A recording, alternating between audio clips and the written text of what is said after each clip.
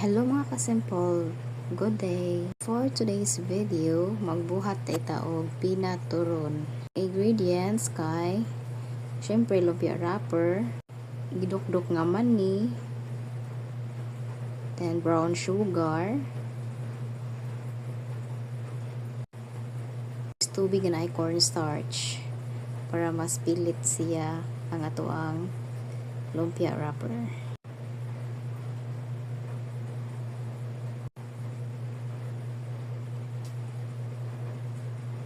Mix lang nato na siya ang mani ug ang brown sugar dayon ato na ang putuson. By the way, gitunga na ko ang lumpia wrapper kay ibaligya raman ako ni siya diri og tag piso. Kay mga ano is mga bata, magkinaham sa mga bata. Then may na lang piso-piso. By the way, sara day ko ka housewife nga madiskarte, di ba? So, kung mo na hunaan, basta legal lang. So, ato ang listingan. On ni siya, namutos na ta.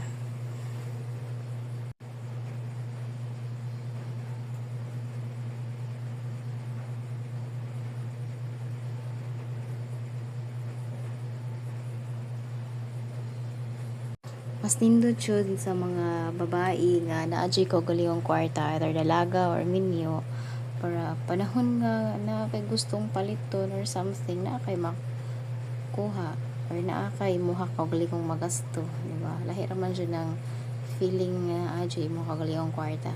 Tingkaron natuan ng mantikaan ang ato ang ipanglikit-likit nga peanut turon. So nagamit ang ko ani og 1/2 kilo nga edible sa may pwede raman ani mo siyang magamit ang sobra.